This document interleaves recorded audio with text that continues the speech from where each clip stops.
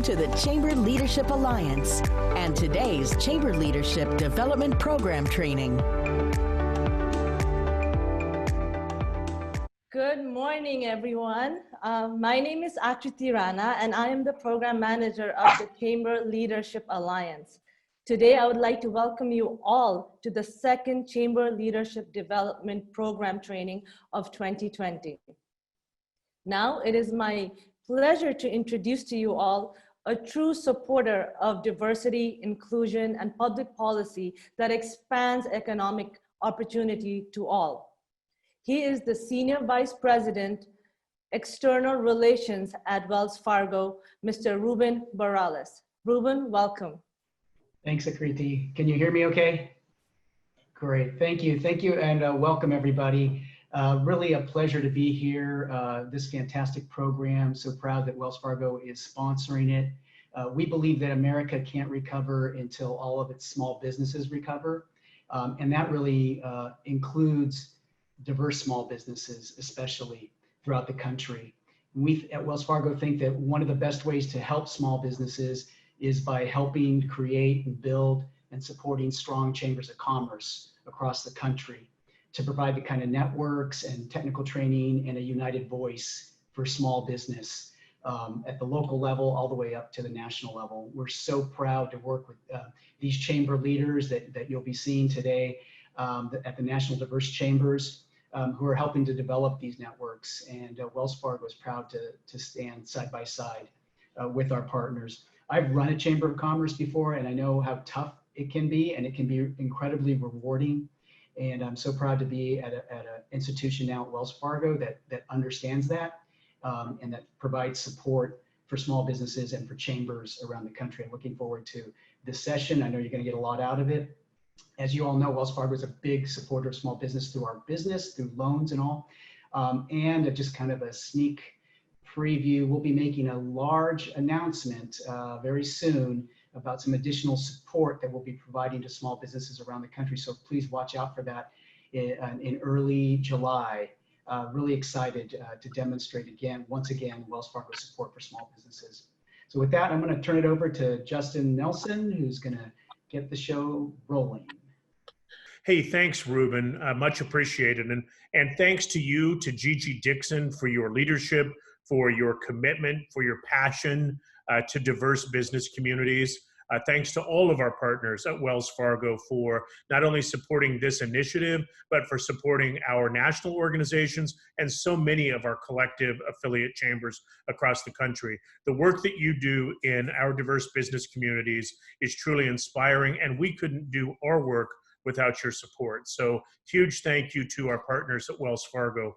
NGLCC is so proud to have partnered with the U.S. Hispanic Chamber of Commerce, the U.S. Black Chamber of Commerce, and the U.S. Pan Asian American Chamber of Commerce to bring you the Chamber Leadership Development Program. NGLCC is a network of over 50 affiliate chambers right here in the U.S. and a growing number around the world, now 18. And we truly believe that we can't have full equality until we have economic equality. And we can't have economic equality until we have equity. And that's for every single segment. So it is our pleasure, after experiencing the absolute amazing work of our allies, to be able to be allies to other diverse communities. And this program and our collective work together is just one opportunity. So I hope that you, as our collective local and state affiliate chambers, get to know one another, enjoy the programming, enjoy the education, and share your feedback. Without further ado, it is my pleasure to turn things over to my friend and colleague, the President and CEO at the U.S. Black Chambers, Inc., Ron Busby. Ron, take it away. Thank you for the introduction. I thank Wells Fargo for sponsoring this, as well as the other series that we have seen. This is our second one. So excited to be here and to participate. Also want to thank our other executive directors from the National Gay and Lesbian Chamber, Justin, the U.S. Hispanic Chamber, who you will hear from momentarily, as well as the U.S. Pan Asian Chamber of Commerce, and Sue Ellen. So again, we are extremely excited about being a participant in this. These are challenging times for America's minority communities across the country. And all of us are fighting to ensure that we create sustainable communities. And the best and most effective way to do that and to have equity in our communities is through creating sustainable entrepreneurship. And the best way to do that is through having successful chambers of commerce, because they provide the resources for our local chambers.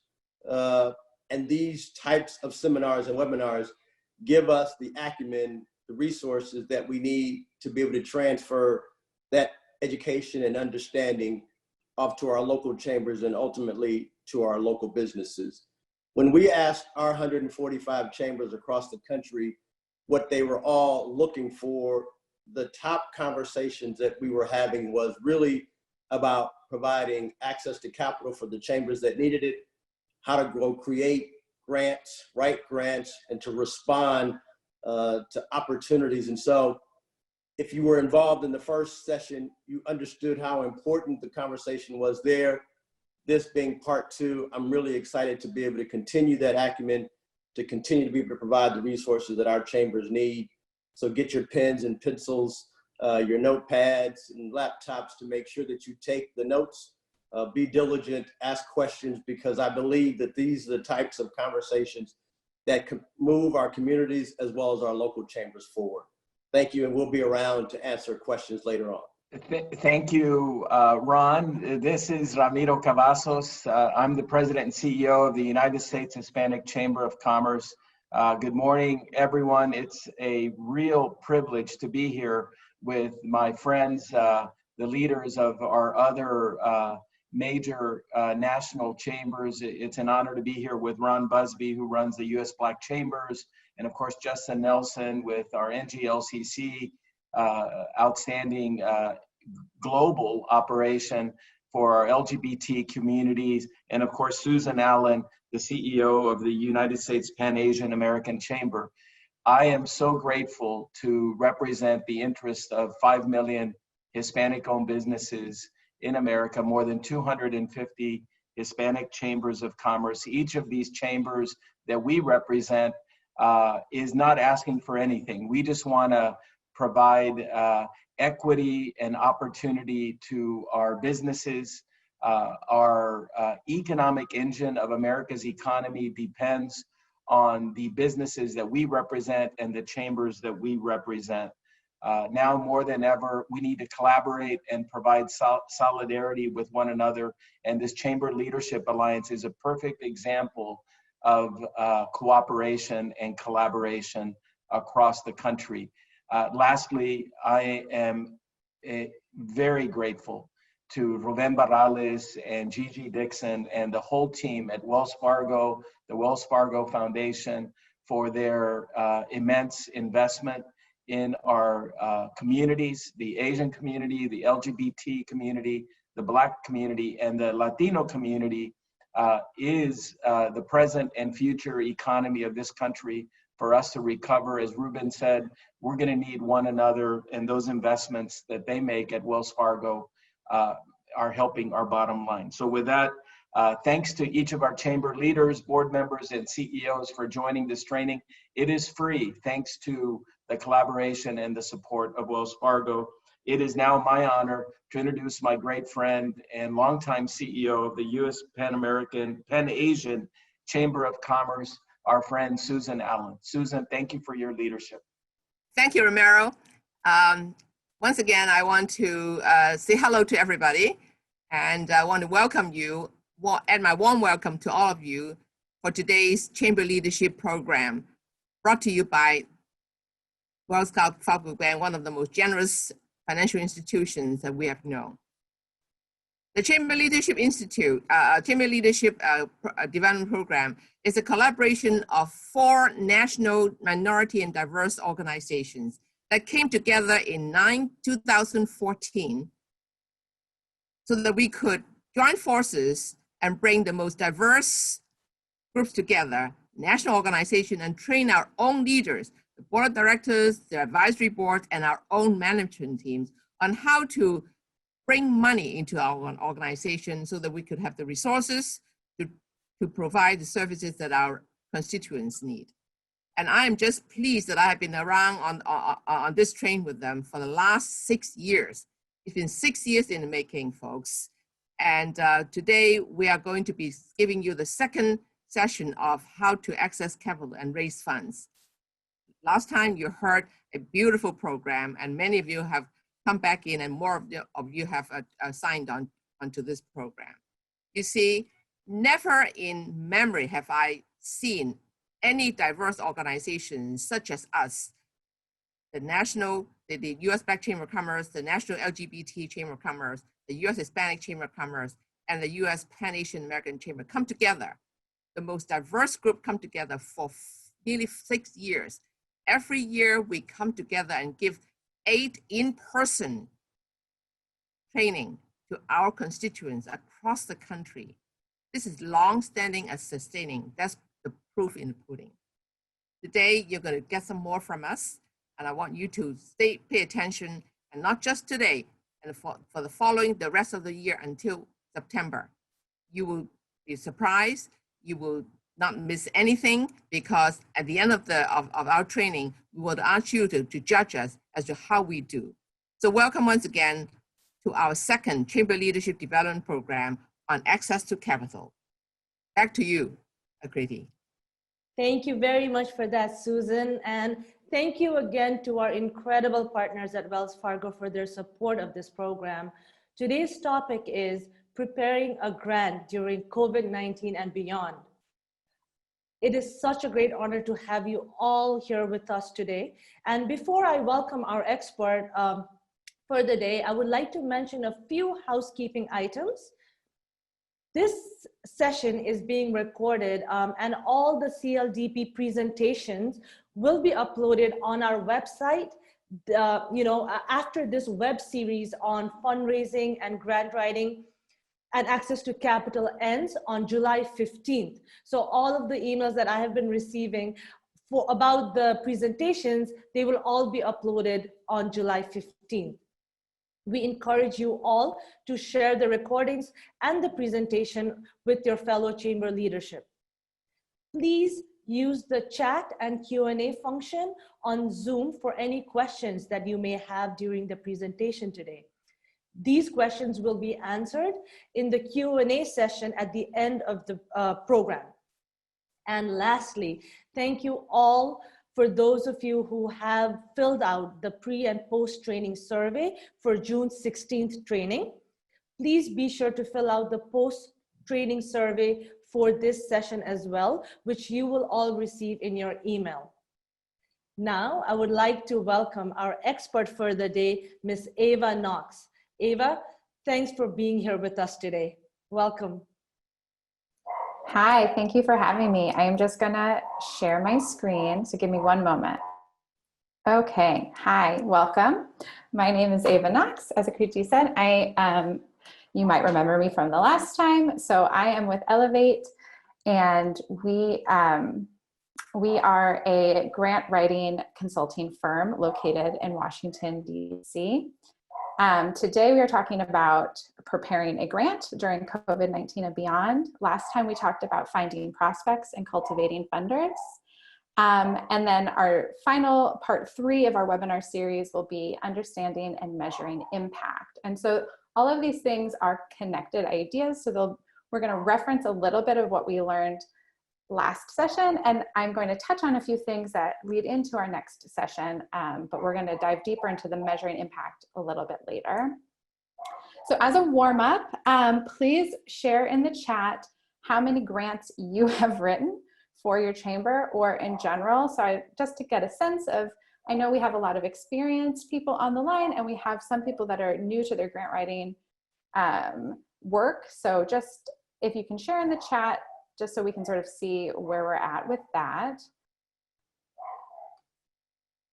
Okay, and as you're doing that, I'm going to talk about our agenda for the day. We're going to start with the basics. As I said, we have all levels of experience here on this call, so I'm just going to move pretty quickly through the fundamentals, the basics, get on the same page about some terminology, how to make a plan, specifically internally for writing grants and also for attachments, And then we're going to move into sort of the heart of it, which is the anatomy of a grant proposal, all the different sections and how to make each of those sections persuasive.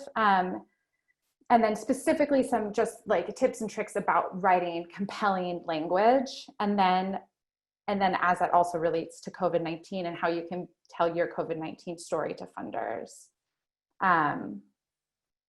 So as you can see in the chat, we have everywhere from 0 to hundreds. So so please bear with me. We're going to go over some basics, but we're not going to spend too long there. But I want to make sure everyone feels like they can get something out of this webinar. And then at the end, we will have questions. And so please continue to put questions throughout on the chat. And I won't be able to address them in real time necessarily, but we will definitely make time at the end for all of it. Okay. So you might remember this from last time. This is the cycle of a grant program. And our last webinar covered the first 3 actually. So planning and strategy, prospect research, and then building relationships. So we covered a lot of ground the last time. And today we're just going to focus on one, and that is grant writing. And then the next session will address reporting and stewarding relationships, and that will be the full cycle of a grant program. So I know I was reading through the feedback from the last one, and a lot of people actually had questions about the writing itself. And so that's good because that's exactly what we're here to do today. So let's start with the basics. I want to get clear about terminology. This might seem really obvious for those of you who have written hundreds of grants, but we use some words interchangeably, and I just want everyone to feel comfortable with the language that we're using. So a grant is actually a set amount of money given to a nonprofit, that includes chambers, to address a problem or need in the community. That's a grant. A grant proposal is the written document asking for the money. That's the application. We use the terms interchangeably, and so that might be alienating or confusing for some of you who are brand new. So I might say you're going to write a grant. That's shorthand for you're going to write a grant proposal. I just want to make sure that everyone understands that it's totally okay to use these terms interchangeably, but that's sort of that's the starting basis for the language that we're using. So we might say a grant to refer to the money that you've won, and we might say grant to refer to the grant proposal that you're writing. All right, so funders are looking for grantee partners. They consider their funding and investment in social outcomes. They're not thinking about this as I think sometimes when you're new to grant writing, you think about it as sort of like a writing competition and then there's a winner. That's not what we're doing here. They're looking for partners. They're looking for a good investment, and you're all business-minded folks. So I think that this is a concept that might be easier for you to understand than some other nonprofit industries. So the funder wants, ultimately our goal and their goal, they want a balanced community well-being. And there are some mitigating factors to that. And then we have to provide solutions there. So let me see. So these are the things that might put that balanced community well-being off balance. These are the needs in the community that you're going to address. And then beyond the just direct needs, there's the historical context. And we're going to talk a lot about that in the needs statement section. But there's like the symptoms of the problems that you address, and then there's the root of the problems. And those are both things that are working against this balance of well-being that we're aiming for. And so some of it we can help and some of it we cannot. And it's important to sort of distinguish between what's feasible and what's not. But if we do want to achieve that balanced community well-being, we are looking for effective program intervention. That's where you're coming in with the programming that you're including in your proposal. And then we also want to just highlight the strengths that exist in the communities already. This is a departure from the traditional thought about charity, right? We want to empower, we want to talk about the communities that we serve in an empowered way. They are human beings that have strengths. And so we're not just coming in and putting charity on top of a community. We're going to reference both the historical context and the strengths that are already in the communities, and then talk about effective program intervention, what you're adding to help find that balance. And just a reminder, as you know, chambers are distinctive. It's true. but you are nonprofits technically. And so a lot of chambers are working to improve their communities, their regions, and you're looking for investors to address the cause that you're working on. And so your causes might be more related to economic opportunity or quality of life. And it's important to think about the work you're doing and frame it in a way that might solve a societal challenge that a funder would be interested in investing in with you as a partner. So you might, my point is you're already doing this good work in your community, and now we're going to talk about how to like frame the work that you're doing to be appealing to a funder, because you might not have always thought of it as improving your community in these like specific, from a perspective of well-being in your community. Okay, so let's talk a little bit about what a funder wants. Funders are looking at your proposal to see 4 things. They want to know if you have credibility. Do you know what you're talking about? Are you trustworthy? Is the information you're bringing accurate? And do you have, sorry, there's a car alarm going off. And do you have the understanding of the community that you're serving? They want to know that you have the right skill set and leadership. So this sort of leads into the right people for the job, the right backgrounds, the right experiences, the right skills to lead the project that you're proposing. They want the project to be feasible. So we're going to talk a lot about this in the program design section, but you want to make sure that you're presenting something that's realistic, because a funder is going to know if it's not. They've been doing this for a long time. And it needs to be important or significant. We want to be timely. There's why now? Why you? Why now? We're going to talk all about these things, but this is really what they're looking for. Again, I think a common misconception about what a funder is looking for is that if you could just write the grant better, if the language could just be better, then you would win the grant. And I would say, even as a professional grant writer, I would say the writing is the least important part. It's the strong program design and the strong outcomes that a funder is looking to make their investment in. So this is why we think about it in these terms. These are the things they're looking for. They're savvy. And so of course we want it to be professional and well written, but those are just going to boost the good work that you're already doing. Okay, so we're going to talk about making an internal plan. This is true for everyone. For those of you that are new and those that have been writing grants forever, as you know, you need to make sure that you have the time, energy, and resources for this grant writing process. Before you even begin to dive into creating a grants program in your organization or adjusting it, if it's already going, you want to make sure that you have dedicated staff time and resources for this. And for those of you that are new to it, it gets easier over time. You're going to build systems, you're going to create language, you're going to have attachments saved in a really logical place. We can talk about that too. So the very first grant you write is going to be very time consuming, and then it becomes less and less time consuming over time, but it is always an investment of time, staff time, and resources. So it's good to be explicit upfront about that and make sure that you have blocked out time for it and allocated various tasks to the different people. So we're going to talk about that. This is one sample of a grant process.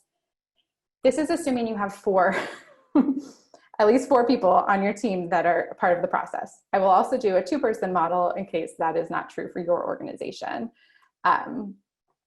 So let's just say in this imaginary scenario, you have program staff that are executing the programs. You have a grant writer who's writing the grants. You have a director of development or head of fundraising that is the supervisor for the grant writer. And then you have an executive team overseeing the whole organization. This might seem ridiculous to those of you in much smaller organizations, but bear with me, we'll get to you as well. So this is just one sort of visual way to think about how we can figure out roles and responsibilities for the grant writing process. In this scenario, we have the grant writer doing the initial work of reviewing the requirements of the grant. Presumably they found the grant, they're reviewing the requirements, making sure that you're aligned and eligible. And then the grant writer and their supervisor are discussing strategy together. If needed, you could bring that strategy conversation to the executive team, but that's not necessary as if you're already sort of on the same page about your organizational strategy, your fundraising strategy. The grant writer and director of development would finalize that strategy together, and then it's off. And you notice we still haven't started drafting yet. The grant writer is then off to the program staff to gather more information about the actual work that's being done. So the program staff will directly give input to the grant writer about the work they're doing and the work they're promising to do. Then it's time for the grant writer to draft. After all of that strategy has been taken care of, the eligibility requirements have been checked, the strategy has been put in place, you've gathered the information, then you start writing. Gathering the information also, that includes finding the attachments, but I'm going to talk about that in a minute. Okay, then you're drafting the grant, your director of development might review it, the grant writer is editing, you might do a second review, it goes to the executive team for just a final review, so you don't want to get them involved in the process for the back and forth. That's not a good use of anyone's time, just for final approval of the grant. And then it's up to the grant writer to actually take all the attachments and submit it. This is just one example. This isn't, I'm not prescribing this as the best way to do it. I am asking you to consider making a plan that's on paper that everyone can see what their role is in the process, because it is very time consuming to write a grant, and it's good to be clear on roles and responsibilities. This is an example briefly if you have just a 2-person chamber. So you would start with the grant writer completing the first draft, their supervisor, whoever that might be, whoever we've decided, maybe you don't have a director of development, maybe the director of development is the grant writer or whatever. Whoever is designated the reviewer or the approver in this case, reviews and edits. Grant writer would incorporate those edits, finalize it, follow up on all attachments. In this case, I would recommend that the supervisor develops the budget or at least reviews it. The grant writer finalizes it and then submits. It's the same process, it's just condensed. And so it's a shorter process, and you can see that it doesn't take up too much of the supervisor time, but it is important for them to be available to review in a timely way. Again, I'm not prescribing this particular breakdown of responsibilities as much as get on the same page with your team about what your plan is, and always have someone reviewing, which I know might seem luxurious for those of you that are like a 1-person shop. But reviewing for strategy, for strategic alignment, and as well as copy edits is just, it's going to make the difference for making a compelling proposal. Okay, and the last prep thing before we get into drafting is attachment planning. And I will say that I have learned the hard way, always plan your attachments before you start drafting. And the reason for this is, in a worst case scenario situation, I could write a grant and submit it within an hour. You know, I could, if it's due at 5 p.m., I don't technically need anyone to review it, but many attachments are dependent on others. That might be a financial institution, a partner organization. There are a number of examples I will give you in a moment. And so you can't do attachments alone. So you have to start with them first to give everyone else time. So, oh, this is backwards. Okay. So only include the attachments that are required. This is just a tip. You might feel enthusiastic about a marketing piece that you've created or a document you pulled together for a recent board meeting. If the funder doesn't ask for it, don't include it. They don't want to see it. They review so much paperwork that sometimes it is even disqualifying to add additional attachments. That is like a very common impulse, is to just try to show them as much good about your organization as possible. But in this case, grant writing and grant proposals, concision is our goal. We want to be clear and to the point, and we're not going to cut excess. And so in this case, I highly, highly, highly recommend that you don't include any additional attachments that they haven't asked for. If it's helpful to create a status tracker of attachments, that's something that I recommend. Pulling the list of attachments, which I'll show you an example of in a moment, and then just have in an Excel document just who's responsible for finding it and what stage it's at. That could be really helpful to get organized. Some common examples of attachments, staff bios, are, like I said, we want to show credibility. That's a good way to do that. They often ask for resumes, but they sometimes ask for bios. So it's nice to have that on hand so you're not scrambling last minute to get those. Letters of support or MOUs, if you're working with other organizations, having those on hand before you know about them for a grant makes it very easy to just update the name of the funder that they're addressing it to and attach it. So these are all things that I recommend compiling even before you're asked to. And then financial statements or audits or 990s are very common attachments that a funder will request. So this is an example. In this case, this is not a chamber specific example, but my point here is that in this case, for the Atlantic City Community Fund, they have, this is on their website, they have a list of all attachments that are required. And one of them is the certificate of good standing prepared by, so, this is from like the Treasury Department. So you can't get this internally. You have to go externally outside of your organization to get this. That can sometimes take 30 days, 60 days, 90 days. We're in a pandemic. The timeline is infinite. So this is why this is a really common example of why I urge you to start with your attachment planning before you even sit down to write your draft, because if you need to request that, you need to know well in advance. Again, this is just a list of common attachments. And so you could copy and paste this into the tracker that I mentioned before. And then just say, okay, our finance team is going to provide these attachments. We already have these. And, as the director of development, it is my job to make sure that all project leaders have their bios up to date by a certain date, and just have that in your tracker. This is another example. This is from the Washington Regional Association of Grant Makers, which is local to the DC area where I am.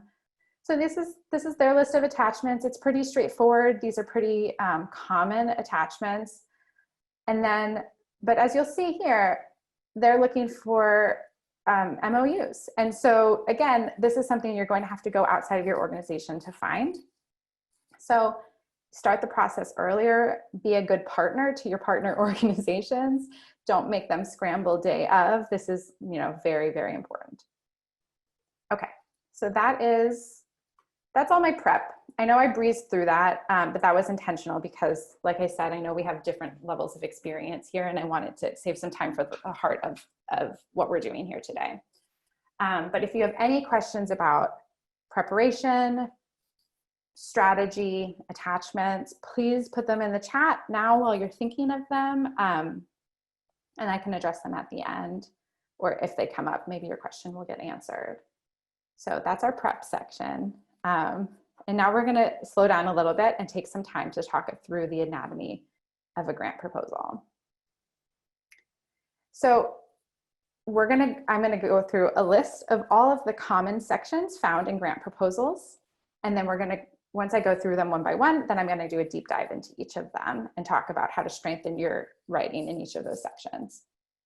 So these are not in every grant proposal, but they are sort of the most comprehensive list. So it is safe to say that if you have answers for all of these, then you could probably apply for most applications that are out there. I see someone raise their hand. If you have a question, since you're not able to be unmuted in this forum, please just type it into the chat. Thank you. Okay, so I'm going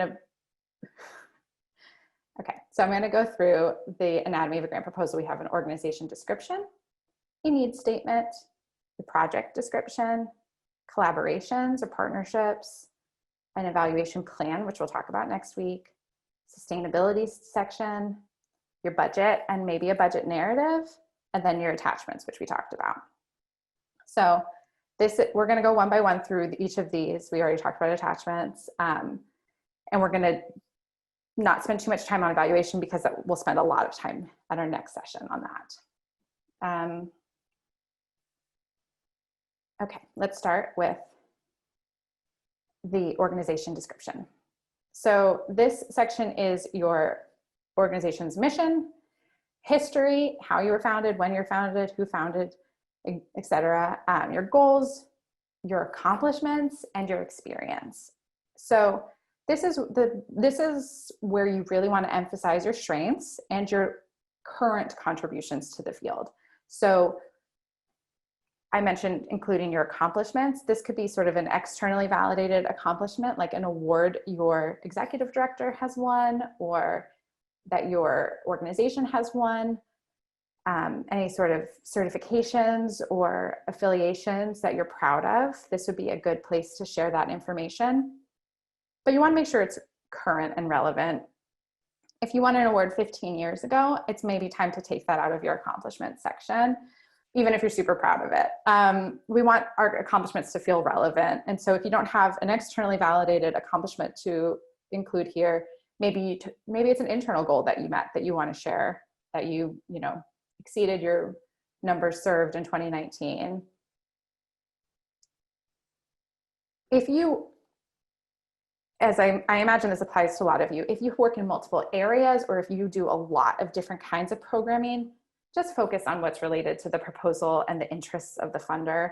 This is not, while this is your general overview of your organization, it's okay to touch on them, but if you're running out of space, or you're just trying to really focus your proposal, it's perfectly okay to omit some work that you're doing in favor of the aligned relevant work. Again, this is like a common misconception that I see working with nonprofits is they want to tell their whole story. So that manifests itself in wanting to attach too many things and wanting to tell too much, give too much detail about the other work that they're doing. Here we're trying to be really, really specific, make it easy to understand, make it easy to find the information that's relevant to the funder.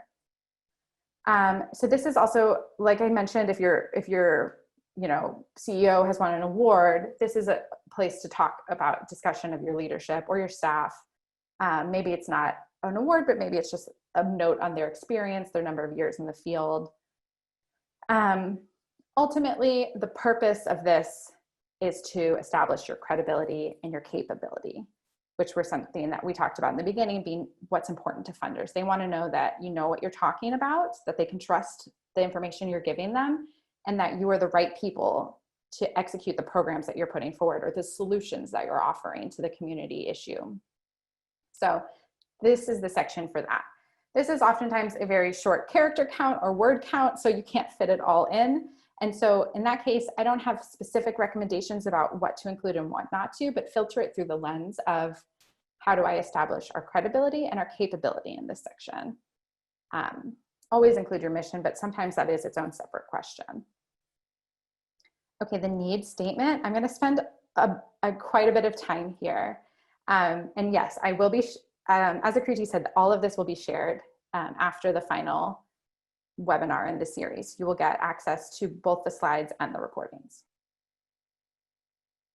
So the need statement is sometimes called a problem description.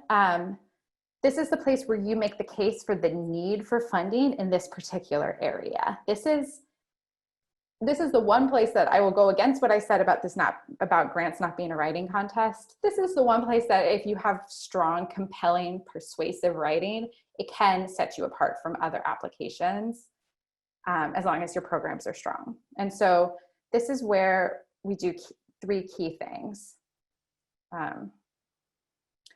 We establish the scope of the need.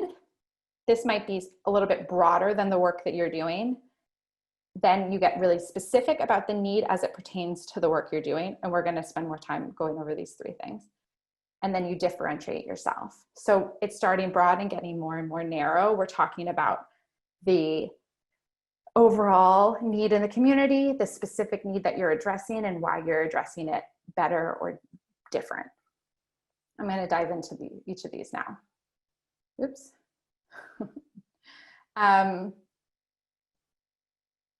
An important tip before we do that, you have to demonstrate both a deep understanding of the community that you're talking about, but you also have to back it with evidence. So we're looking at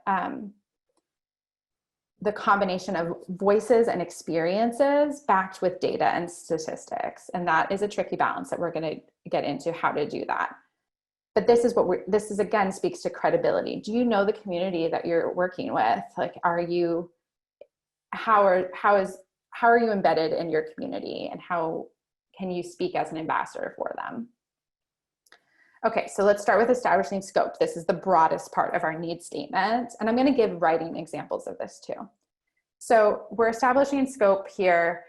You're using externally validated evidence to help establish this scope. So you're going to decide when you're doing your strategic planning before you start writing the grant, which facts or statistics best support the project that you're asking for money for. Because if you are giving information that's too generic or too broad, it's not going to be persuasive. Or if you're giving information, facts and statistics that is just sort of adjacent to the work that you're doing, the funder's going to question the credibility of your proposal. And you also want to make sure that you're using evidence to support each individual claim that you're making. If you're talking about several different needs on top of each other, you have to have evidence to back each of them. Find a balance between the information that you're presenting and the scale of the work that you actually do. If you find all of these statistics about a very broad problem and then present a solution that is just one small piece of it, which is reasonable that that's all you're working on, it's going to seem too grim and going to seem not worthwhile to invest in your tiny piece of it because you've painted this very broad, grim picture. So you want to try to find the balance of saying that there is a true need in this community, but that it is a solvable, we have solutions to it. It's perfectly acceptable to include real voices, stories, or quotes from individuals that have been impacted by the work that you're doing. It might be harder for you to find statistics, externally validated statistics that support your claims. And so you can strengthen that with real voices. And just in general, if you're going to do that, if you're going to include stories and quotes, avoid making like broad overstatements here or overly emotional appeals. There is a heart component here. You want to talk about a real need in community. We're talking about human beings. So there's obviously emotion there, but being overly emotional, you'll lose your credibility. It won't sound realistic. So there is a balance to strike here. Okay, so then you're going to get specific. We started broad, now we're going to get specific. Determine whether it's reasonable to portray the need as acute. So you're asking the funder to pay more attention to your proposal because either the part of the challenge that you're tackling is worse, or your solution makes more sense than others. So I'm going to give you an example here to sort of like ground it in something. This is not a writing example. Don't write your need statement this way. We'll talk about writing in a moment. This is just like starting broad, getting narrow example that I wanted to share with you so you can sort of wrap your head around what I'm saying. So if we're talking about harmful use of drugs in the United States, so this is a national challenge. Every day, children all over the country are dying from overdoses. That's like the big scope that you want to start by saying this is like a big problem. But then let's get really specific.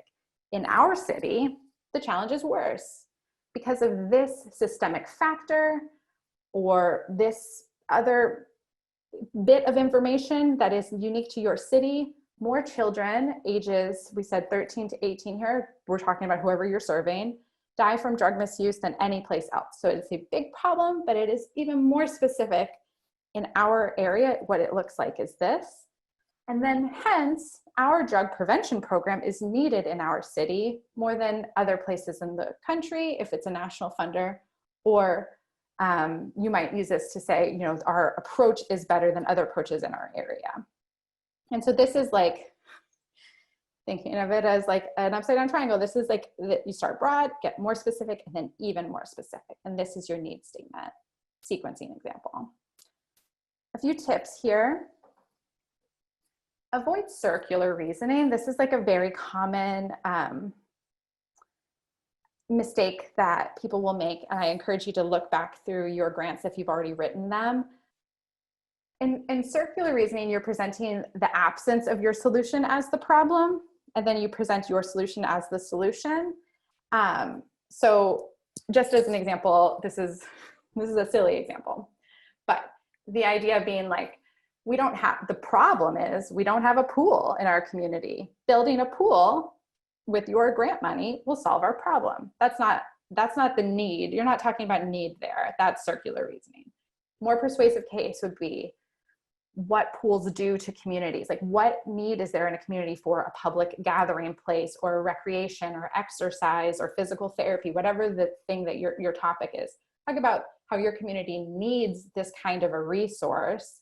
And then you can refer to externally validated surveys, underscore that, use of the pool facility would do XYZ for the community that serves this need, and then just sort of tie it all up with like what you will do with it. So I realize that's a silly example, building a pool, but the idea is that you're thinking about community challenges, not just in like a vacuum of the work you're doing. You want to think bigger and outside of just your organization here. Okay, so then differentiate. Why is this problem not sufficiently addressed by current services? Do you do something different than other organizations? Do you do something better than either other organizations or other things that you've tried in the past? And the challenge here, this is tricky, describe what makes yours better or different without being too critical of your competition. You want to just focus on what makes you unique, not what makes them bad stewards of grants. So like I said in the very beginning, funders are interested in solving social challenges and they want to invest in communities. So you need to demonstrate that you know about the others doing work in your field, you're on good terms, that you're working together, because ultimately we're looking for community solutions here. This isn't, again, it's not like a writing competition. That's the mindset shift that we're working on. And this is tricky. That's easier said than done, to talk about what makes you unique without being critical of your competition. So here's some, this is a way to focus that. You might focus that your chamber is the right organization to address the need, or that you're a really effective steward of resources because you're very fiscally responsible, or that your reach is maybe magnified by your unique reputation, your unique partners in the field, your unique expertise that would allow their investment to have a wider impact than just your organization. These are some ways to talk about what makes you unique or distinctive. And I'm going to talk a little bit about evidence as well. Okay, so best case scenario, you're using credible data sources like the US Census, but as someone in the chat just mentioned, there might not be data available to specifically the work that you're doing. So you want to first exhaust all options. You're looking for the US Census, maybe get sort of more specific to the state and local level. If that isn't available, maybe research papers from think tanks, research institutions, universities, your chamber associations, things that you've found. It's okay if it's not the census that is giving you the information. It just has to be something that exists outside of your one organization. And qualitative research can also be just as compelling and perfectly acceptable. You're in the field, you're experts in what you're doing. If your communities have shared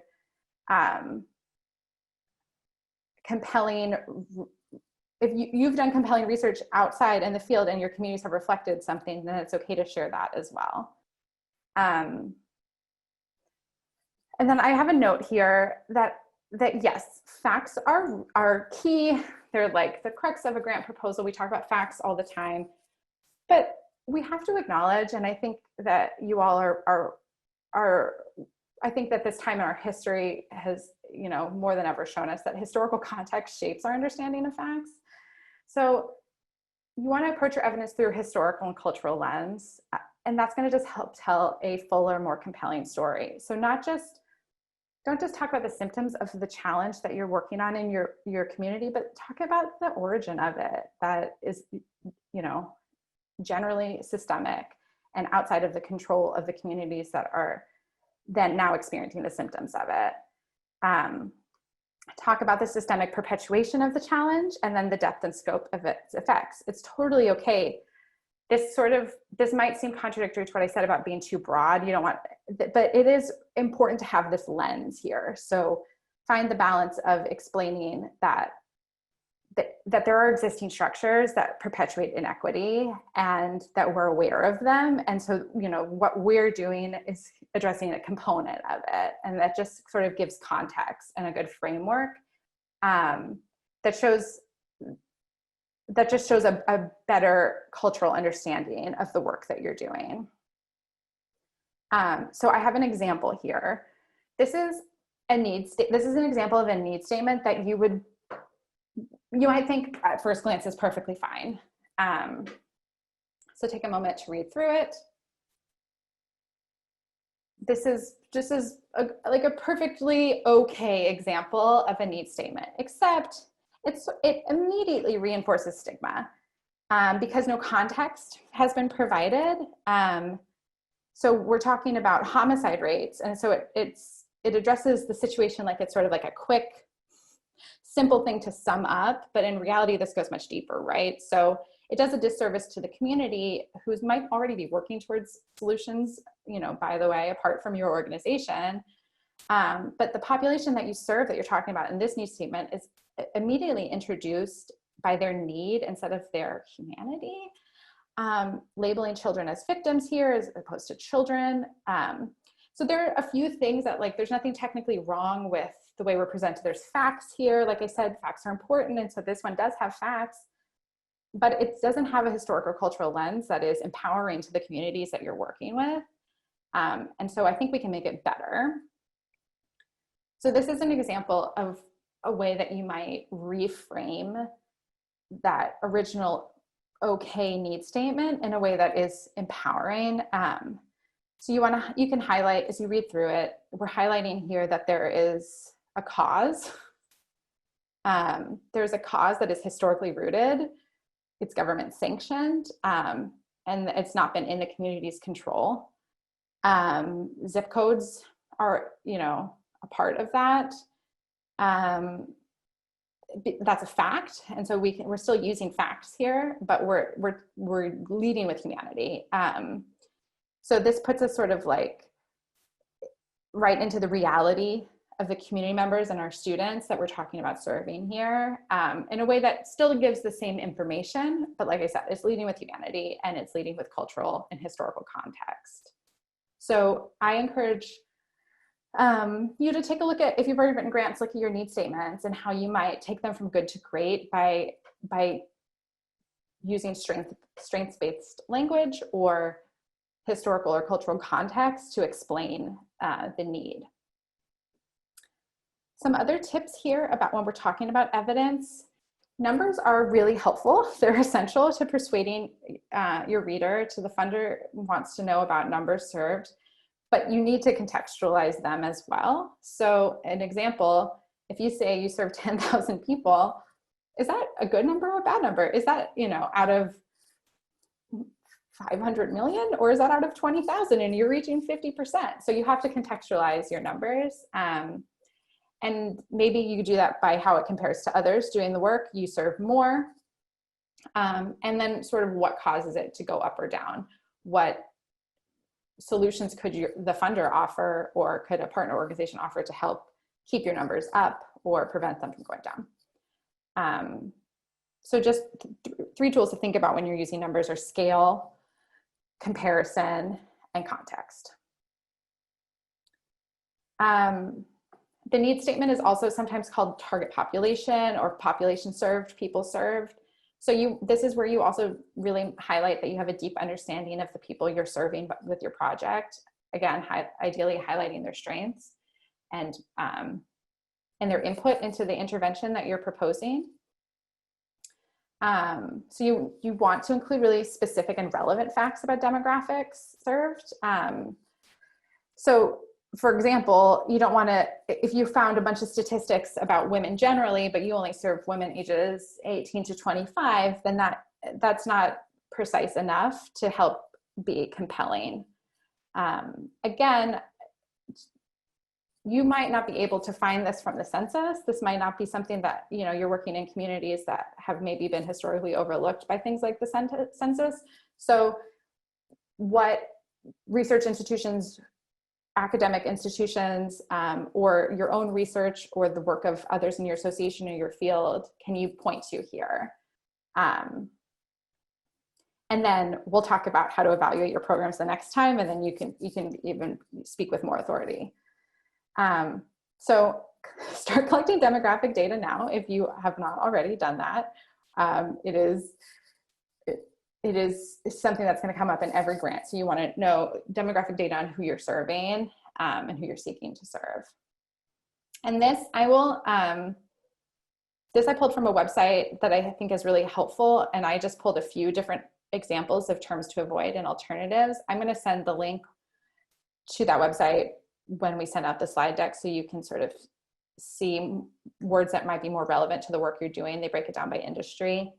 But this is just an example of the strengths-based language that I mentioned earlier. Terms to avoid: at risk, try at promise. Avoid poor or disadvantaged. You can use low income as an adjective, or people experience material poverty.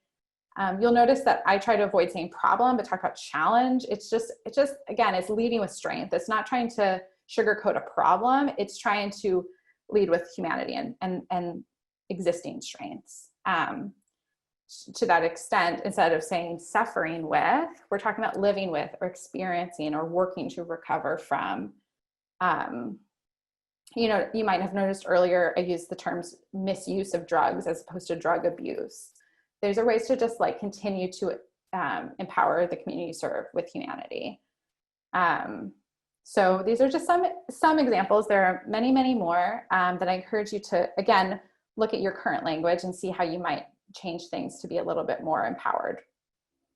Okay, I'm stopping here for questions only because that's the conclusion of my needs statement section, although we have full hour-long webinars just on needs statements alone, so there's a lot to talk about there. So if you have any questions, I would recommend, as you're thinking of them now, put them in the chat. I will address them at the end.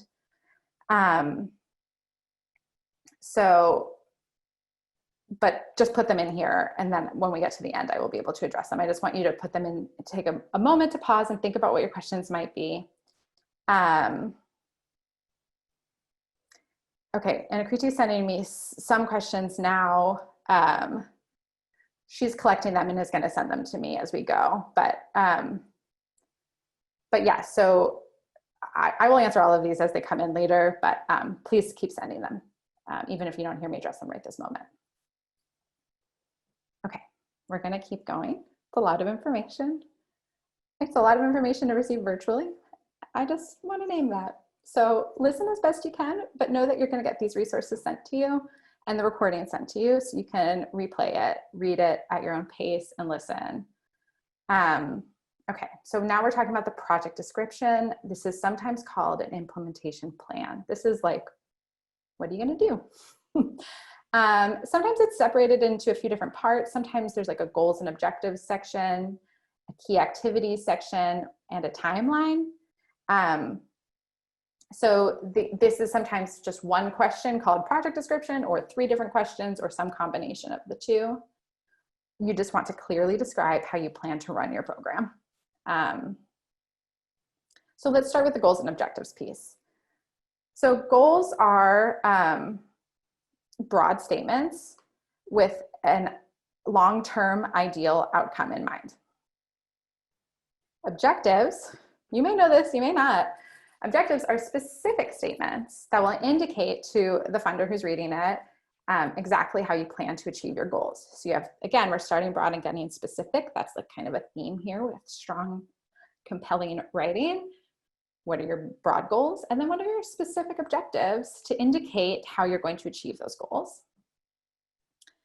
So if you're an experienced grant writer, you might already have objectives drafted. And you might have already heard the term SMART goals or SMART objectives as an acronym, which we'll go through. And I'm going to encourage you to consider making them SMART-E objectives, which we will talk about. So, and again, SMART goals often, like, there's two different versions. So this is just one that we're working with. You might have learned it a little bit different, but this is what we recommend. You want it to be strategic. So it should reflect an important dimension of what you seek to accomplish. Maybe it's your programmatic priorities, but maybe it's your capacity building priorities, which we talked a little bit about last time.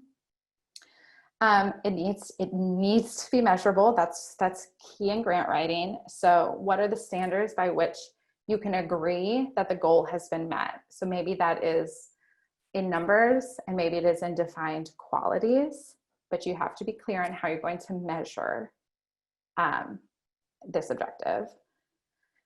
It needs to be ambitious. This is part of what a funder is looking for. Is it challenging enough that if you achieve this objective, it's going to mean significant progress? Is it a stretch for your organization?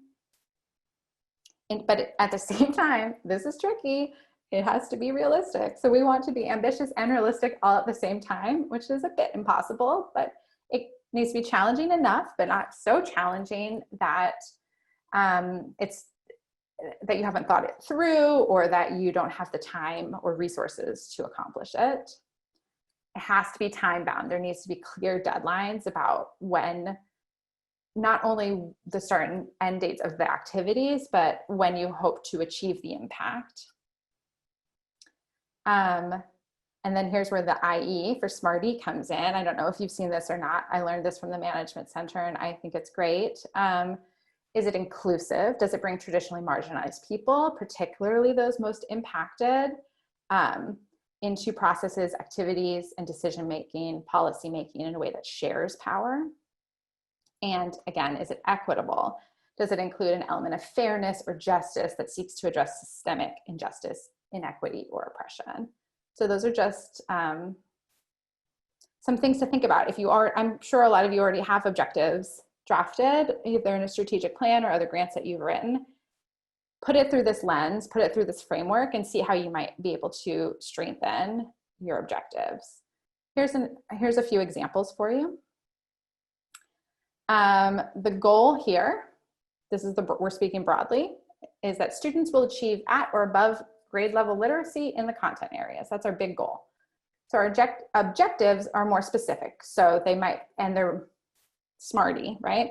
So they might, by 5th grade, 80% of English language learning students who have participated for at least 4 years will be scored as proficient or advanced on the criteria referenced in the California Standards Test. That really specific objective serves our goal. Another one could be 95% of students who have not met this criterion will show an increased level over time. Okay, so that's an example. That's what I'm calling, if we're going good to great, this is a good goal and objective. Let's make it great. And so this is an example from the Management Center, as I referenced earlier. So how do you take a SMART goal and make it a SMART-E goal? So if your goal is to build a volunteer team with 100 door-to-door canvassers by May, that's good. It's a SMART goal. It's time bound, it's measurable, etc. But let's add to it with at least 10 people of color recruited as volunteer leaders first, so they can help shape the way we run the canvases. This is inclusive and equitable. It's power sharing, and it seeks to mitigate historic injustices, right? So this is a way to just take your goals and make them better. A lot of you might be doing this already, but it's just a good reminder that there's an actual framework here that that you can run it through to hold yourself accountable and make sure that you're enacting those values that you have. Other definitions that you might see, other things they might ask for, other things that you might have already in your written materials. We have outputs. So, and I know this is particularly true for chambers. Outputs are your activities produced or delivered. So outputs, measures, they don't include value or impact. It's talking about straight activities. And this is something that I think is a little bit relevant to chambers. You have a lot of activities. And that's good to share. There's nothing wrong with it, but it's not the full picture because it doesn't address the value or impact. So that's something that is important to figure out what that impact is, and then how to measure it. And we're going to talk about that at our next webinar. Outcomes, in other words, okay, so this is a change. A definition for outcome here is a change that occurred because of your program. So these are maybe short-term or medium-term. They are a more appropriate indicator of effectiveness than an output, for example. And then impact is kind of long-term effects. So this is maybe intended, maybe unintended, long-term impact with like a community-wide focus or broader individual well-being focus. So these are, it's important to know the difference between all of these definitions and at least be on the same page inside your organization about how you're using them. I will say that sometimes funders use them incorrectly, which is frustrating, and then you never quite know how to address the question when you know they mean to use a different word.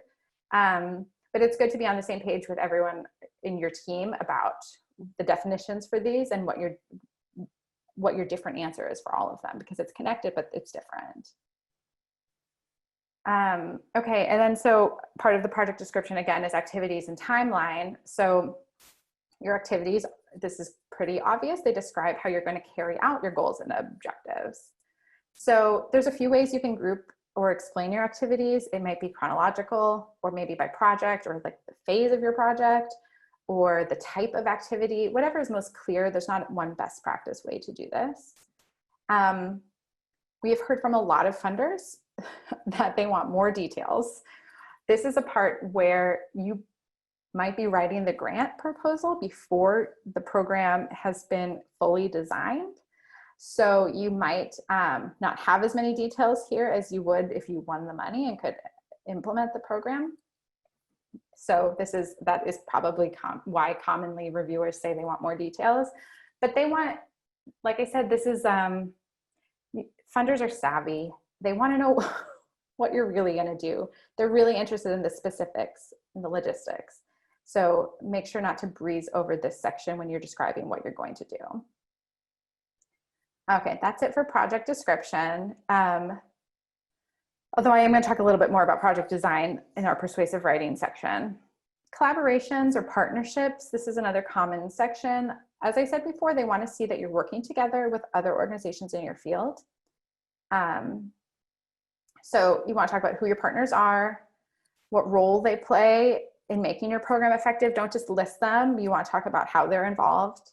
How do you coordinate activities? How do you support each other? These are things that that I see commonly just skipped over. And this section is often just a list of partners. That's not good enough. In this case, we want to talk about how we work together.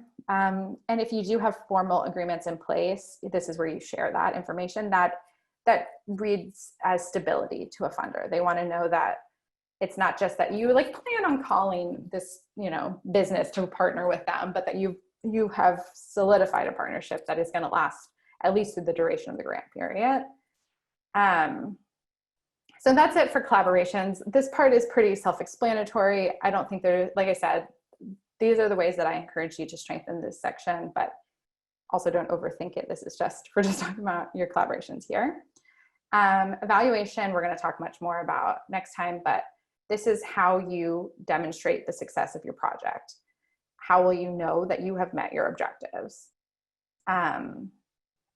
So you want to tell the funder what information you plan on collecting and how often you will collect it, how you plan on analyzing that information, who is going to analyze and report on it, and what their qualifications are to do so. This is tricky. This is not easy, but it is the most competitive way to write a grant.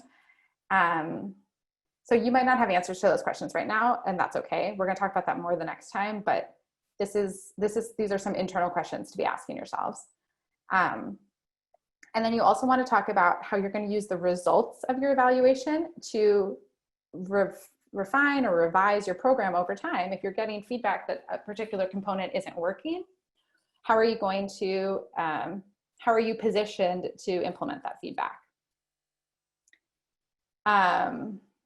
So you also want to demonstrate that you're using good tools or instruments for evaluation. We'll talk about what that could mean. That you have the capacity to access data that's relevant. And right now you might not, but this is what you would ideally put in this section. And that you're directly evaluating the outcomes that you put in your proposal. Don't put an outcome in your proposal if you're evaluating something that's much more broad. Then you can't put that outcome in there because you can't prove it. Best case scenario, you're working into your budget evaluation work. Maybe this is an external evaluator or a consultant to help you strengthen your internal evaluation.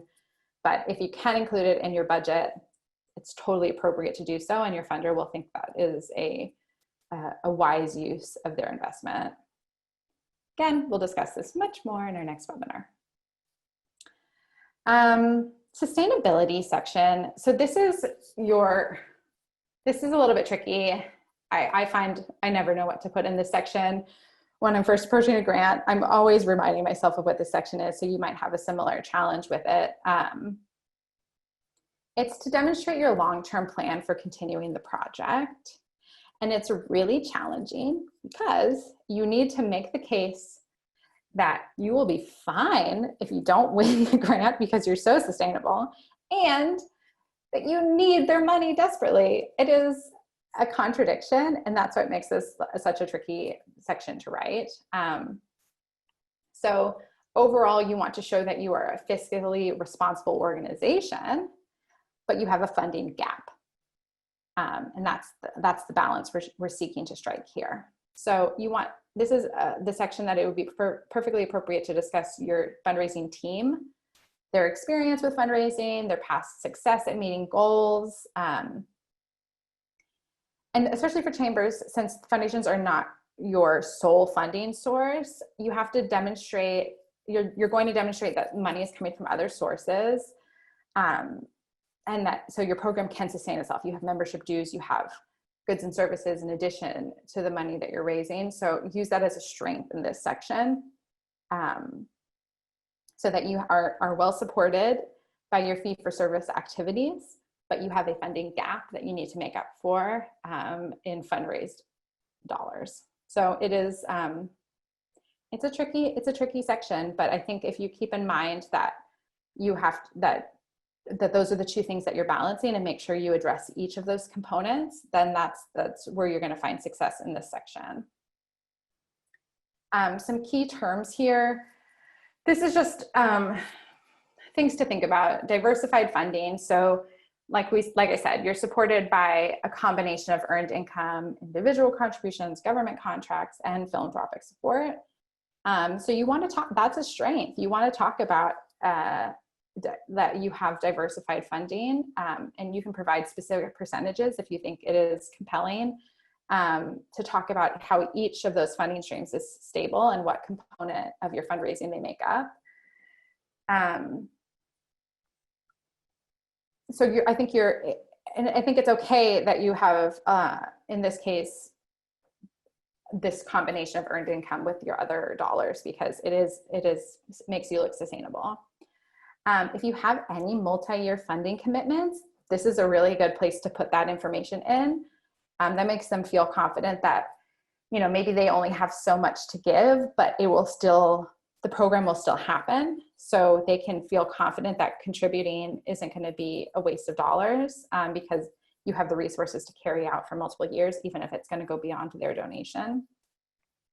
If you have any renewed funding, so if you've had like 5 longtime supporters for the last 3 years, this is a time to say, we renew a lot of our foundation support. That makes you look sustainable and appealing to new funders. And then if you've already established that you have strong planning processes, you can mention that this program that you're asking for money for is included in your annual plan, your strategic plan. And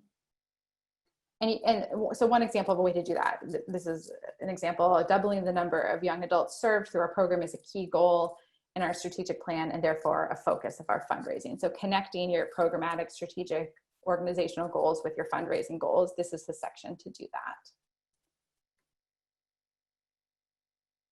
that. Again, because you have a higher percentage of membership dues and earned revenue, that traditional funders might be skeptical about the need for funding.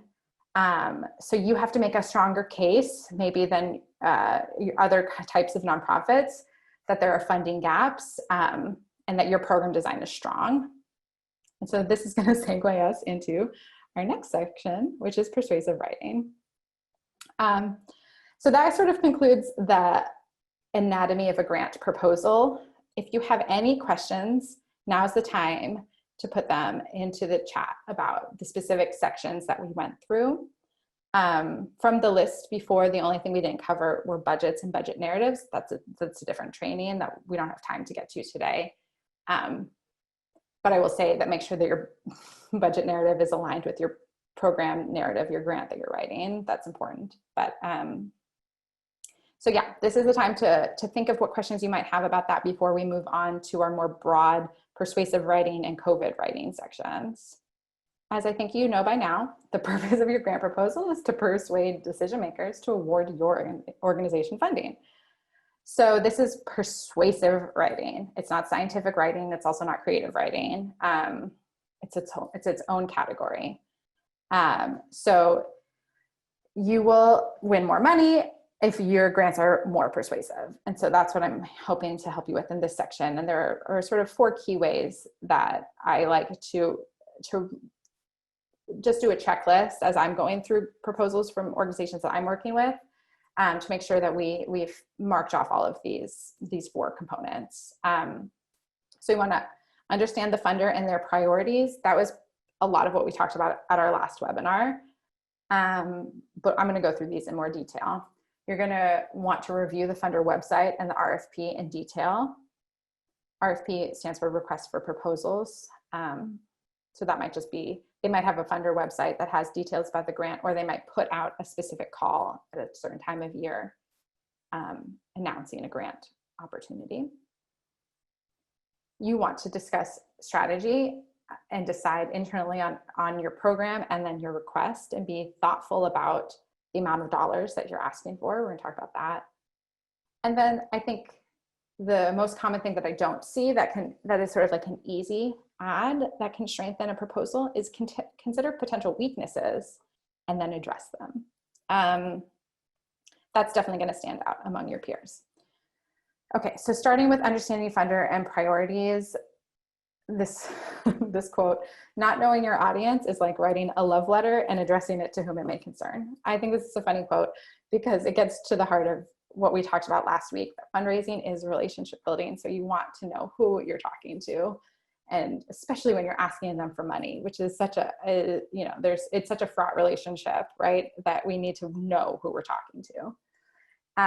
So this is a sort of a reminder from our last week. We cultivate to confirm that your research is correct, because sometimes funders change their priorities without sharing it publicly, especially in times of crisis. And to ask questions to them so that you may tailor your proposal to their most up-to-date questions and preferences. This will make it more competitive, relevant, and persuasive. So funder priorities, understanding them, it's not sufficient to just read their website, although that is a key component. You have to build the relationship with them first. And that's what we talked about last week as a reminder.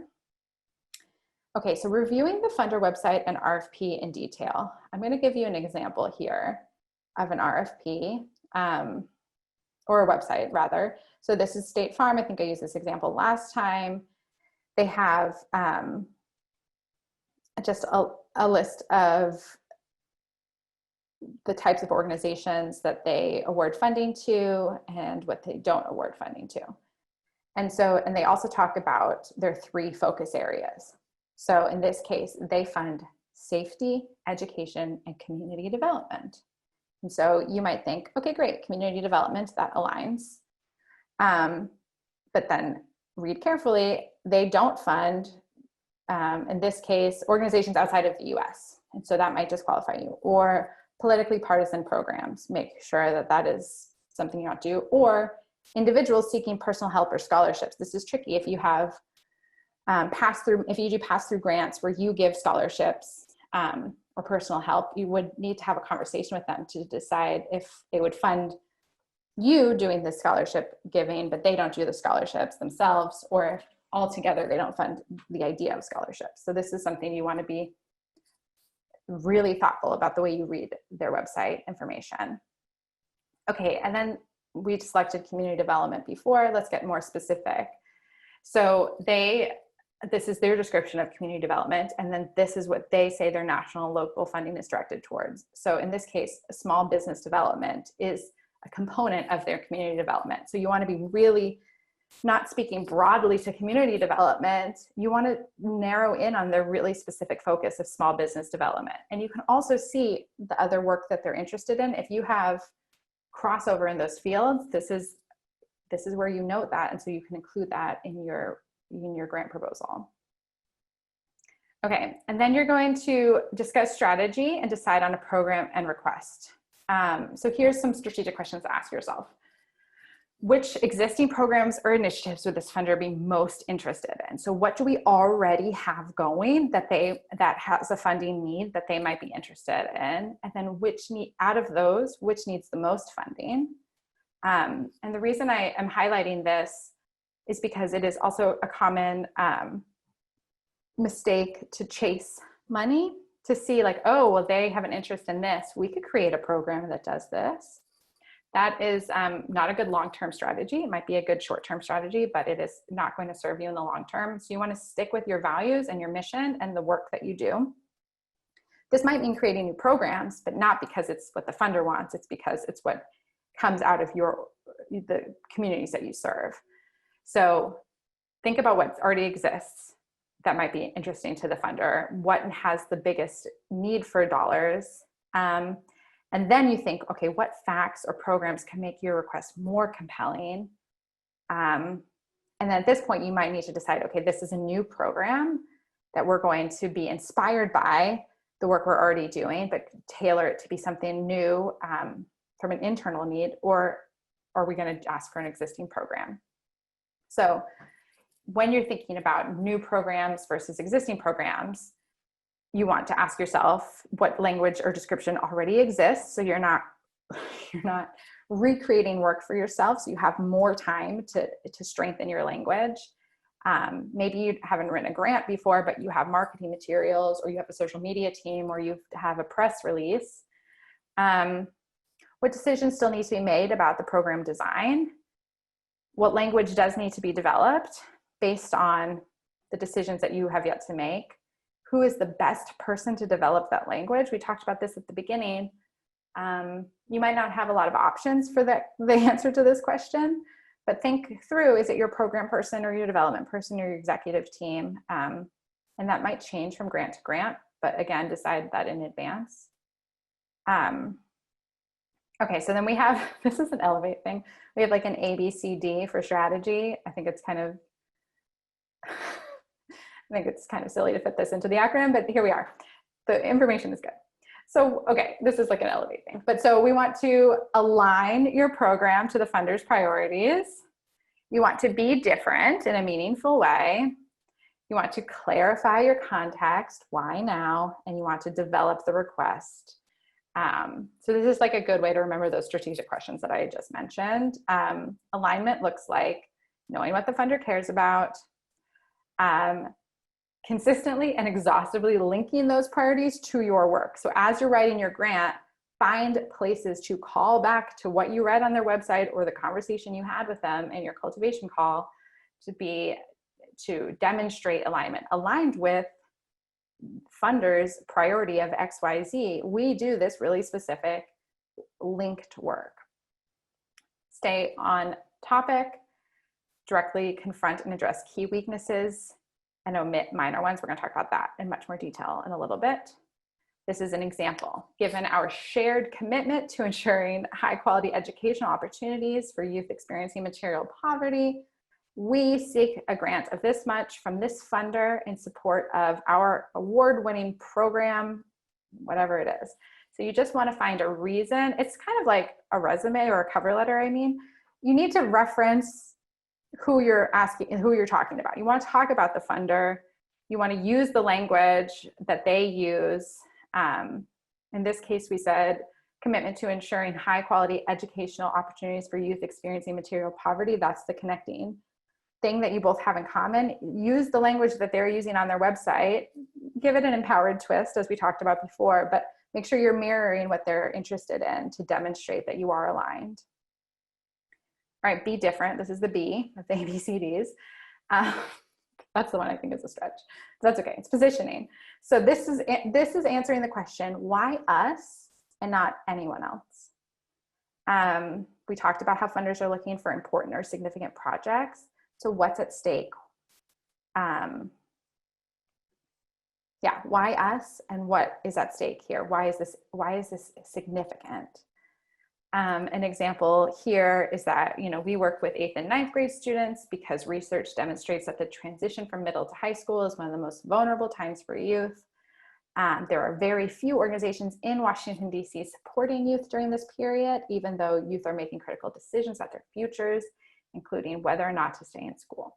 So this is great. We've stood out as unique and talked about how we are meeting a need that isn't addressed by our peers, but we're not criticizing peer organizations. Another example, this just talks about, I'll let you read through it, but it talks about what is unique about the type of programming we have. So in this case, it's regular sustained access to large cohorts of youth. So this is one way to talk about what makes you unique is what is different about your program design. Okay, ABC, context. Why now and not next year? Why is it timely? Why is it relevant? There's internal context and external context, right? So external context is important for advocacy, or if you're asking for increased money now more than ever, you want to be relevant and create a sense of urgency. This is like fundraising in crisis, like we talked about. This is external context that you can use to answer the question, why now? Internal context is also valuable if you're talking about capacity building, if you have a new leadership, you have a new strategic direction, new programs, a major anniversary. There's lots of reasons that you can use to be, even if like an anniversary is maybe a stretch, but you can use that as like, that's our hook. That's what we're going with this year, to get a funder interested about the context for your request. And then develop the request. And by that, I mean the financial request. So what activities or expenses will make the request most competitive? Look at, this is again, you have already done the step of looking at what they do and do not fund. They might say they don't fund salaries, so you wouldn't include that in your request. So how can you package your expenses together to get what's best for your organization and is appealing to the funder? Yeah, do they fund staff positions? These are questions to ask. Do they fund overhead? Do your research. If you can't find the answers, this is where you schedule a meeting. So it's the amount that you're asking for and the budget you're creating. Again, not the focus of this webinar, but it's just as important as the narrative, because they should be aligned. The words that you're writing should match the dollars that you're putting forward, the request. So this is an example of describing that financial request. So the grant will fund training and stipends for 15 part-time facilitators to lead interactive bi-weekly workshops in 16 classrooms during the school day at 4 partner schools, ultimately serving 400 low-income youth with early college and career exploration and planning. So this is really specific. It's an appealing request.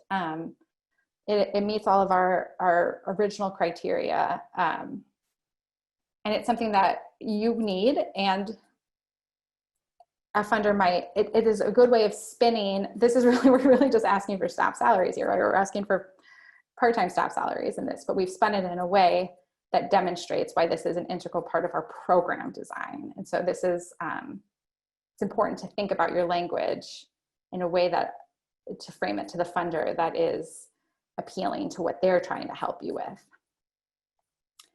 Okay, consider potential weaknesses and how to address them. So what we're talking about here is called counter argument.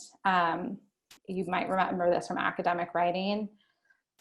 So when you're developing your argument, the first thing you want to show is that your program strategy is effective, right? And so we use our evidence to demonstrate that our specific approach makes sense.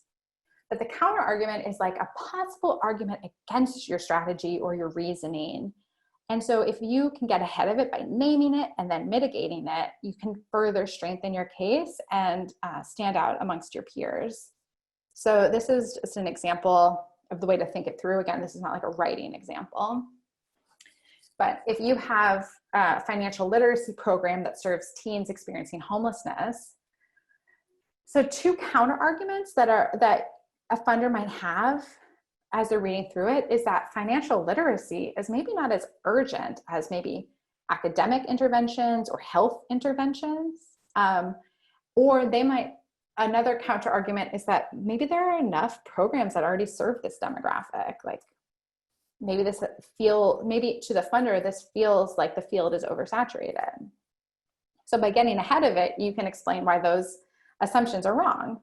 So in this case, you would use relevant data to demonstrate the effectiveness of financial literacy programming. And then clearly, what financial literacy leads to, what the long-term, short-term, medium-term, long-term impacts of financial literacy to show that it has urgency. And then clearly state how you're the only, or you're the biggest, or you're the most effective program for this population. And it might feel strange to name reasons not to fund you. So I don't want you to dwell too much on counter argument, but again, a grant proposal is not a conversation. It is, so you want to make sure that all your bases are covered. And so if you think there's like a common misconception about the work that you do, it's okay to name it and address it. Okay, and the last thing we're going to talk about here is telling your COVID-19 story, and then a little bit and beyond, and then we'll take questions. So we talked about last week that overall the philanthropic sector has been really flexible during this critical time. So a lot of them have converted program funds to general operating. A lot of applications have been streamlined, or reports have been streamlined, and deadlines have been extended. So that's great. So now you should think about how your work has changed, and then prepare for how you're going to describe those changes to funders and to your community. So you want to make sure that your chamber is setting new short-term goals around the crisis that are effective and realistic. So your long-term goals might not be impacted at all, but you're going to have a few new short-term goals because our work has it has changed. The work we do is different than the work we did 4 months ago. So you want to get ahead of that by setting new short-term goals. When you're talking to a funder about how COVID-19 has affected your organization, recommunicate your value. So has your work become more important because of the health crisis or maybe the economic crisis? So communicate that value to funders to show them that how you're serving your community and helping meet their missions. Remind them that their support has never been more vital. And then ask for what you need. Now is sort of the time to just let donors know what would be really helpful. I think we're at a critical place in philanthropy where the future of philanthropy is a little bit on the table. I mean, the future of a lot of structures right now, right? And systems are a little bit up for change. So if you have increased needs and a creative way that a donor might help you, don't be afraid to ask for what you need, because things are different now. And if you really want them, now is maybe the time to have hard conversations about the equity in their funding, or about funding things like staff salaries when typically they haven't, but that's really where your need is. This is a good time to put pressure on funders. If you already have the relationship with them, which I hope you do from our last webinar, to meet the needs of their grantees. Don't be afraid of uncertainty. I'm encouraging you to set effective and realistic short-term goals, but I think it's perfectly appropriate to demonstrate flexibility in terms of long-term goal setting, because we don't know what the world is going to look like in a year or 6 months. And so it is okay to say, you know, we will return to in-person programming. We're scheduled to return to in-person programming in September, but if that's not an option, we are able to be flexible and adjust to continue our virtual programming for the foreseeable future. It's okay to sort of be like, it's going to be one thing, but it might be another thing. Funders get that. We all are sort of in the situation together.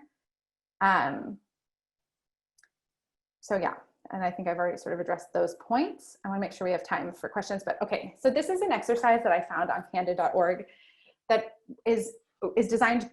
It was a recent article, I'll send the link, to help you envision the future. And so these are just 5 questions that might help kickstart your future planning. If you are unsure of where to go beyond COVID-19, and if your organization just looks very different than it used to, this is a list of questions to list 3 things for each of these. 3 reasons why your organization matters, and 3 ways it might matter more. 3 ways your organization could serve more people or serve people more effectively. 3 ways you might expand number of donors who feel strongly connected to your organization. 3 changes you'd make to increase the commitment of your board members.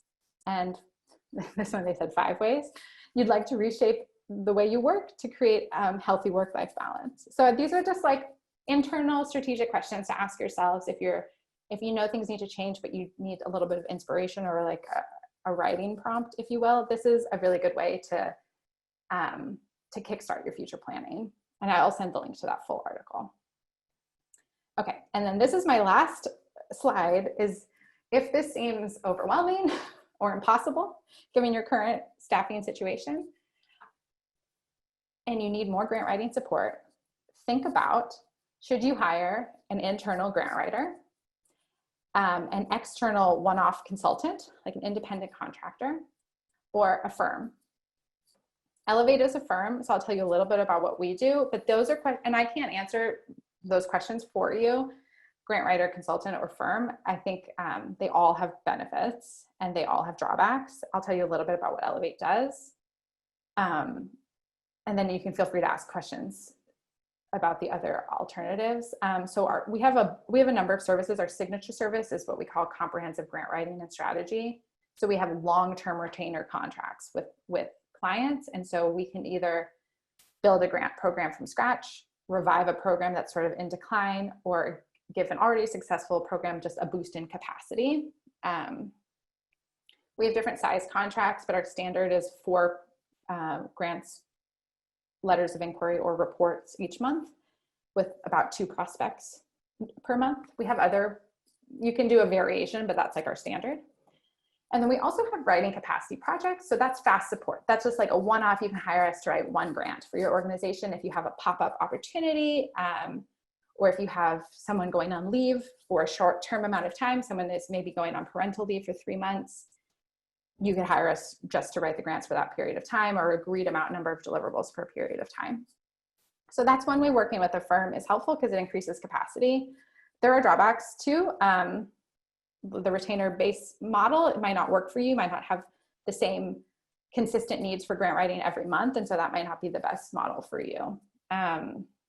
Okay, so that's sort of like just dipping my toe into what could be a much longer conversation about what kind of grant writing support your organization might need. But I just want to give you a little bit of information. If you want to go to our website, www.elevatedeffect.com, you can learn all about our work.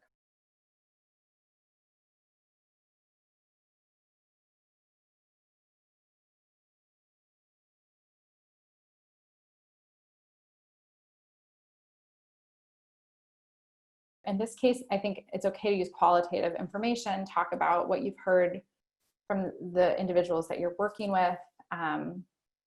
If they're like associations like CLA that compile information, that are a hub for sharing information, that's like, you have to get a little bit creative, because you're right, you're not going to have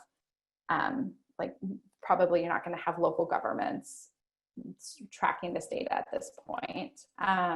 But the second part of that question is, would this be a good place to address that we as an LGBTQ+ community are not included in data collections, and then talk more anecdotally? Yes, that's a genius solution. So this is how we educate funders. If they require evidence, hard evidence, to be persuaded, but that in fact doesn't work for your particular community, this is where you share why, and then maybe you build in to the grant request. So this is why we need to allocate this many additional dollars for monitoring and evaluation of our programs to ensure that they are effective, or for research into the field, or to hire an external researcher to collect the data because it doesn't exist in our community, in our local community, or state community, or national community. So I think like I said, now more than ever is an appropriate time to start educating funders. They're being flexible and they're listening. We are experiencing so much change and revolution in our country right now that it is the time to raise these questions to them. Particularly if you already have a relationship, but it is okay to, in a cultivation conversation, to bring up these challenges about data and evidence, and how it might be more, how you might persuade them more with your anecdotal information.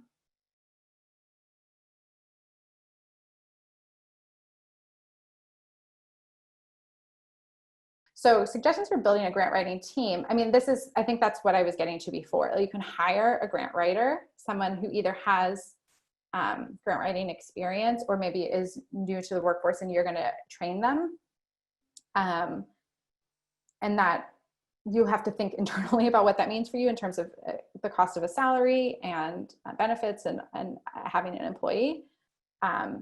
The pros are obviously that you have someone like available that is working in your organization, that knows the work that you're doing, that can be flexible about timing, do things last minute, not ideally, but as needed. Hiring a one-off consultant or a consulting firm like Elevate, you're not going to have you're going to have a set number of hours that you have contracted someone. And so they're not going to be able to work above and beyond those hours. But it might be cost saving, and it might, a benefit of working with a firm like Elevate is we have access to like our peers. Like we're working with 90 clients, so we're hearing a lot of insider information. We're able to peer resource share.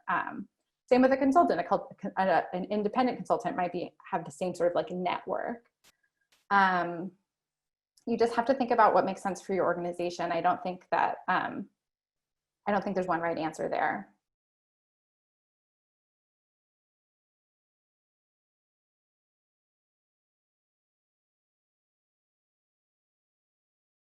I would say, as a general rule, if it's not explicit in the RFP or the funder, I would not include pictures or videos. If they don't ask for them, I wouldn't include them. We think about grant writing as like a business letter. It's business communication. So there might be exceptions to this, and you will know that by knowing your funder. There are definitely like local community giving circles, or even just family foundations that are really connected to the work, might love a picture of the youth that you're working with. It might, be a really strong emotional appeal for them. A corporate funder, a government funder, not interested. And then you have to decipher for the in-between funders. I would say my impulse would be no pictures or videos unless explicitly asked for. But it's okay in your conversation, if you're cultivating a funder, to be like, we made this really great video last year. Would your board be interested in reviewing it with our proposal? And they can tell you yes or no.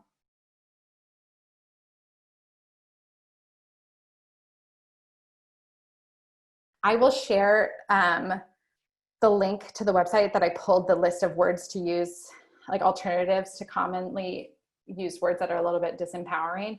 It is like a 20-page PDF of, you can sort it by industry, health, business, education, and then commonly used words, and then words that are more empowered. So I can share that link so that you can see like just a ton of examples there. I don't have any other examples off the top of my head of like how to reframe a specific need statement or to show you that right now. But again, just the question to ask yourself as you're reviewing your own need statement is, am I talking about a group of people? Am I leading with their humanity, their strengths, and the work they're already doing? And then when I'm describing their challenges, am I talking about the context for which those challenges occur? So it doesn't just seem like it arbitrarily impacts this particular community, but that it is systemic or reinforced, and then how you're going to mitigate that. So it actually takes a little bit of the ego of your work out of it, which is tricky because you're making a compelling, like a grant proposal is making a compelling case for your unique work. So it is like holding a lot of nuance there. But yeah, is it, I think the three things I would say is the language strengths-based, is it including historical context, and is it including cultural context? And that's how you can, that's the framework to put your own need statement through.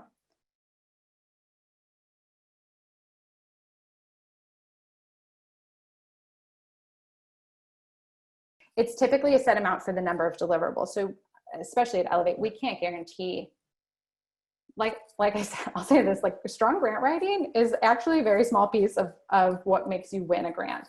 So I can't promise that you'll win anything that I'll write. That's up to the funder, and that's up to the strength of your program design and the impact of your work. So we don't base our fee model, and I don't think independent contractors do this either. It's not based on the dollars that you win from the grant. It's based on writing, the time, expertise of you spending a set number of hours writing the deliverables. And so an independent contractor might have a one-off basis, you know, each grant costs this amount, or it might be an hourly rate.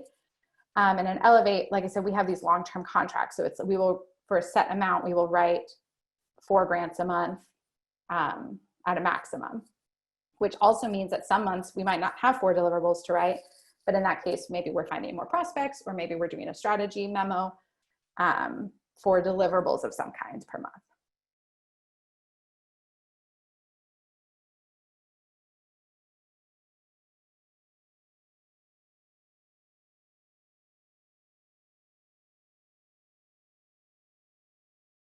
Yeah, this is really tricky. I'm working on this a lot.